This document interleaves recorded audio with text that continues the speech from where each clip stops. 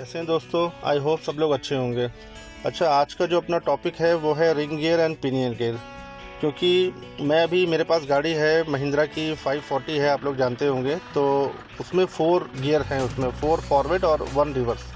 तो 80 की स्पीड तक मेरी गाड़ी जो है वो चली जाती है, 80-90 की स्पीड तक। लेकिन इंजन बहुत ज़्यादा लाउड हो जाता है, इंजन बहुत आवाज़ करने लगता है, और जिससे फ्यूल इकनॉमी भी जो है, उसके फ्यूल माइलेज भी है, उसका गिर जाता है। तो मैं ऐसा प्लान कर रहा था कि क्यों ना मैं गियर बॉक्स यानी ट्रांसमिशन तो मैं चेंज नहीं करने वाला, तो उससे अच्छा है कि मैं जो है उसका रिंग गियर और पिनियन गियर चेंज करके देखूं, जो कि डिफरेंशियल में लगा होता है।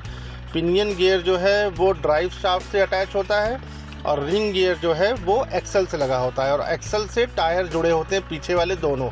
जब एक्सल मूव करता है तो आपका दोनों टायर मूव करने लगता है। तो पहले जो पावर आती है वो आती है इंजन से जाकर वो ट्रांसमिशन में जाती है, ट्रांसमिशन से वो ड्राइव शाफ्ट में जाती है, ड्राइव शाफ्ट से वो पिनियन से होते हुए रिंग गियर में जाती है, रिंग गियर से एक्सल में जाती है, फिर एक्सल जो है आपके दोनों टायर को मूव करता है। देखिए, पिनियन गियर जो होता है वो आपका ड्राइव गियर होता है, और रिंग गियर जो होता है वो आपका ड्रिवन गियर होता है। अच्छा, अब रिंग गियर और पिनियन गियर को चेंज करने से पहले हमें गियर रेशियो समझना पड़ेगा कि गियर रेशियो क्या होता है। देखिए, आपको स्क्रीन पे दिखता जाएगा, मैं कुछ पिक्चर्स भी डाल दूंगा ताकि आप अच्छे से समझ जाएं। जो पिनियन गियर होता है उसमें तीत बने होते हैं, उसी तरह से रिंग गियर पे भी तीत बने होते हैं। जितने भी नंबर ऑफ तीत पिनियन पे हैं और जितने भी नंबर ऑफ तीत आपके रिंग गियर पे हैं, दोनों को जब आप डिवाइड करेंगे तो आपको गियर का रेशियो मिल जाएगा। अब एग्जाम्पल के तौर पे मान लीजिए मेरी गाड़ी है, मेरी गाड़ी में रिंग गियर जो कि डिफरेंशियल के अंदर है उसमें 41 तीत है, ठीक है, और जो पिनियन गियर है जो ड्राइव शाफ्ट के साथ जुड़ा हुआ है उसमें 11 तीत हैं। अगर मैं 41 को 11 से डिवाइड करूंगा तो मुझको मिलेगा 3.72727273। अब हम हमेशा इसमें जो है 3 डिजिट लेते हैं, तो 3.72 का कोई गियर रेशियो नहीं होता, 3.73 का होता है। तो 3.73 हम इसमें मान लेते हैं कि 3.73 हमारा है। अब गियर रेशियो को जानने के लिए 2 तरीके और होते हैं। एक तो आपका जो डिफरेंशियल का जो कवर लगता है पीछे आप देखेंगे डिफरेंशियल में जो उसका कवर लगा होता है, जहाँ 5-6 बोल्ट लगे होते हैं, उस बोल्ट के पास वो रेशियो लिखा होता है 373। जैसे D44, जैसे डायना 44 है, डायना 40 है, उसका नाम तो 373 लिखा होगा, या 410 लिखा होगा, या 528 ऐसे करके लिखा होगा।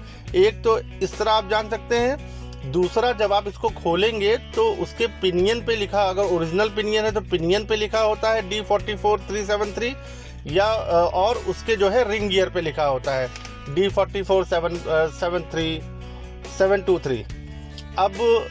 अब हम समझते हैं कि ये 2 तरीके हैं जिसमें हमको दिखा मिल जाता है। तीसरा, अगर ये नहीं लिखा है, आफ्टर मार्केट उसमें लगा हुआ है गियर और पिनियन, उसमें आफ्टर मार्केट लगा हुआ है रिंग पिनियन, तो उस केस में हम लोग तीत जो है वो काउंट कर लेते हैं, कितने तीत है उसको डिवाइड करते हैं, हमको एक्चुअल जो है वो मिल जाता है। अच्छा, अब समझते हैं कि गियर रेशियो की ज़रूरत क्यों पड़ती है। देखिए, जब कोई भी गाड़ी कंपनी में डिज़ाइन होती है तो इंजीनियर कई बातों का ध्यान रखते हैं, जैसे कि कितने सीसी का इंजन है, कौन सा या किस तरह का ट्रांसमिशन इसमें लगा है या लगाना है, ट्रांसमिशन के अंदर का गियर रेशियो क्या है, रियर एक्सल का साइज़ या फिर टायर का साइज़ क्या है, ताकि आपको सही पावर मिले, माइलेज मिले।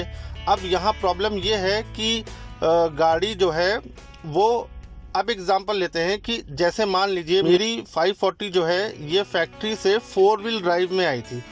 4 व्हील ड्राइव का ट्रांसमिशन मैंने निकाल दिया, जिसकी वजह से उसका हैंड ब्रेक भी चला गया। हैंड ब्रेक 4 व्हील ड्राइव के ट्रांसमिशन के अंदर लगा होता था, ठीक है, अब वो मैंने निकाल दिया तो वो भी ख़त्म हो गया। अब जो गाड़ी मेरी डिज़ाइन थी वो 4 व्हील ड्राइव के हिसाब से कंपनी ने बनाई थी, तो रियर उसका जो रिंग गियर पिनियन गियर का रेशियो था, वो इस गियर रेशियो का मतलब है मैक्सिमम पावर मेरे को मिलनी है, ठीक है, मैक्सिमम पावर मिलेगी, गाड़ी में पावर बहुत ज़्यादा है, यानी मुझे फर्स्ट गियर पे गाड़ी को बढ़ाने की ज़रूरत नहीं पड़ती है। अगर मैं सेकंड गियर भी मारूंगा तो उतने ही पावर के साथ गाड़ी उठ जाएगी।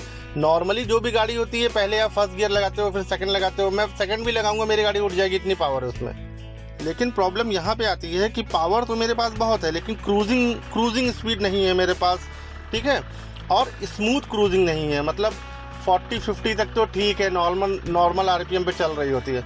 लेकिन जब मैं 70-80 पे लेके जाता हूँ तो इंजन बहुत ज़्यादा आवाज़ करने लगता है और फिर उसके आगे वो जाता नहीं, इंजन ओवरहीट होने लग जाता है और इंजन बहुत ज़्यादा लाउड हो जाता है, आरपीएम, बहुत सारी दिक्कतें होती हैं। अच्छा, अब और क्या करने वाला हूँ मैं, इसमें टायर का साइज़ चेंज करने वाला हूँ। ठीक है, अब टायर का साइज़ चेंज करते हैं तो हम लोग समझते हैं कि किस गियर रेशियो पे कौन सा टायर का साइज़ जो है वो परफेक्ट काम करता है। देखिए, अगर रेशियो कम होगा और टायर का साइज़ ज़्यादा होगा तो एक्सल पे बहुत ज़्यादा लोड पड़ेगा, परफॉर्मेंस भी कम हो जाएगी, ख़राब हो जाएगी। इसलिए एक फार्मूला मैं आपको बताता हूँ। देखिए, जिस साइज़ का टायर आपको लगाना है, जिस साइज़ का टायर आप लगाना चाहते हैं या फिर जितने भी इंच का वो टायर आप लगाना चाहते हैं उसको मल्टीप्लाई कर दीजिए अपने रिंग पिनियन गियर के रेशियो से। ठीक है, जो भी आएगा उसको पुराने वाले टायर के साइज से आप डिवाइड कर दीजिए।